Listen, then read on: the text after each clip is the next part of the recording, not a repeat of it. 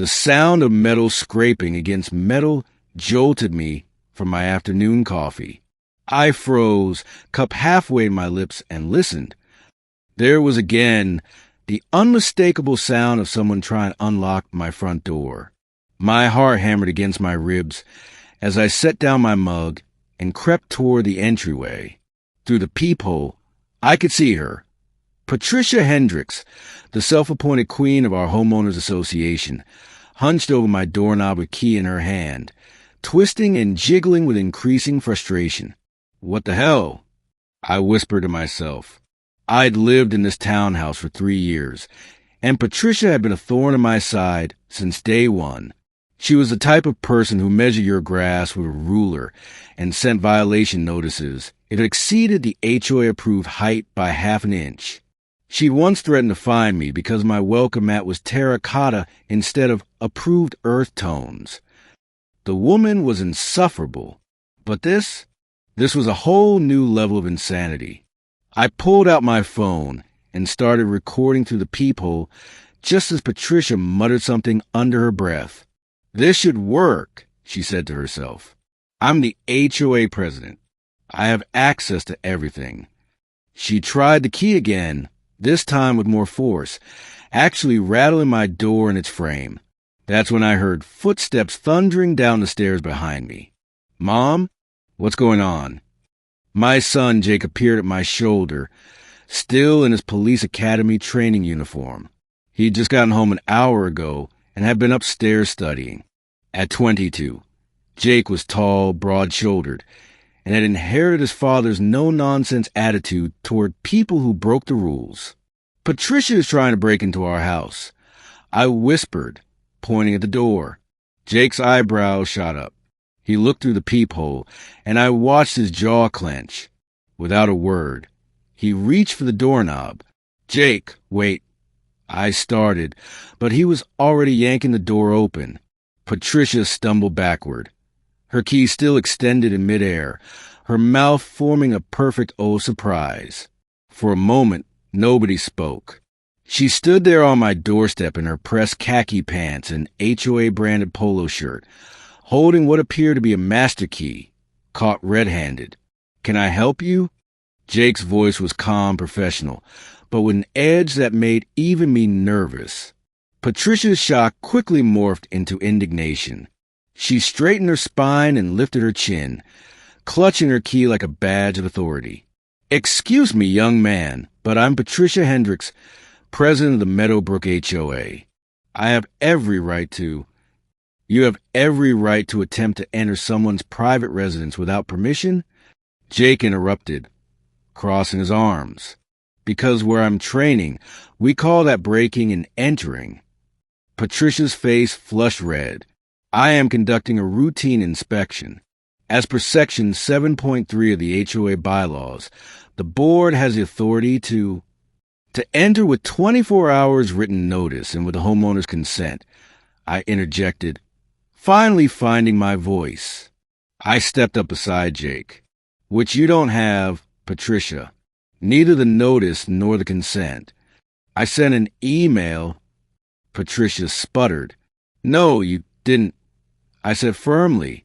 I check my email religiously because of people like you. There's nothing. Patricia's eyes darted between Jake and me, and I could see her brain working overtime, trying to find a way to justify what she'd just been caught doing.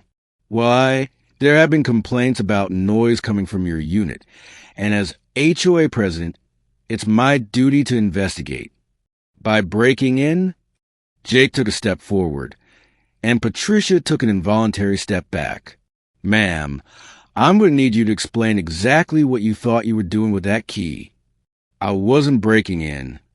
Patricia's voice rose an octave. This is a master key. It's for emergencies. Is there an emergency? Jake asked.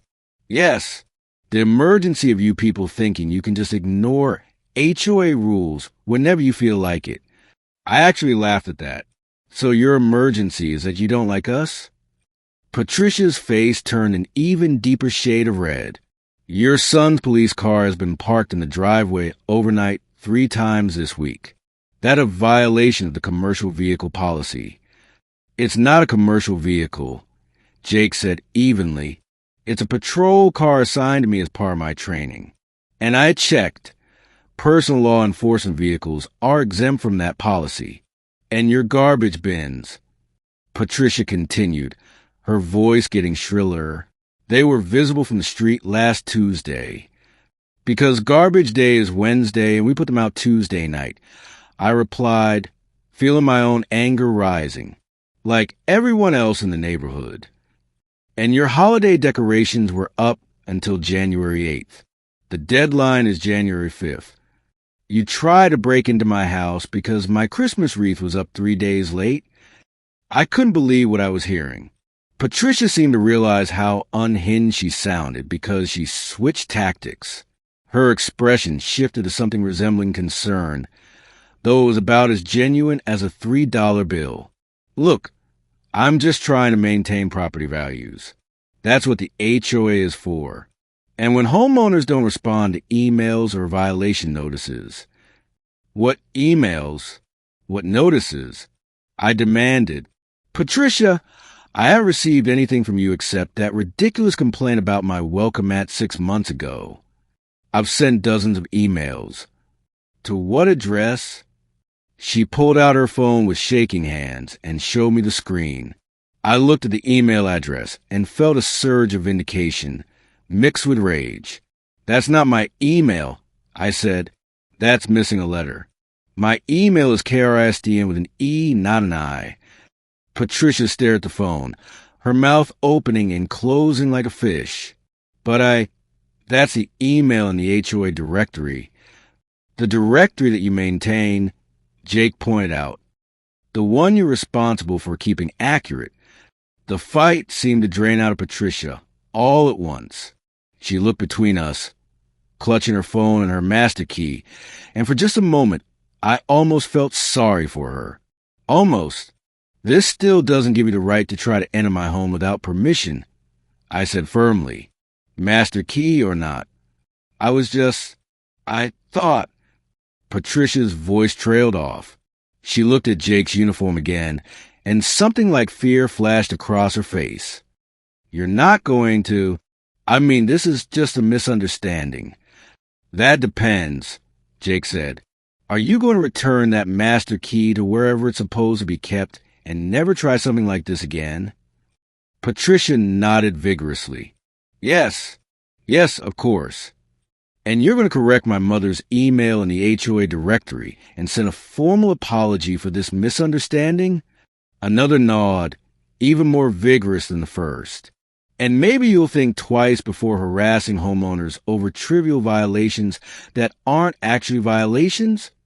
I added. Patricia opened her mouth, closed it, then finally nodded a third time. I should go.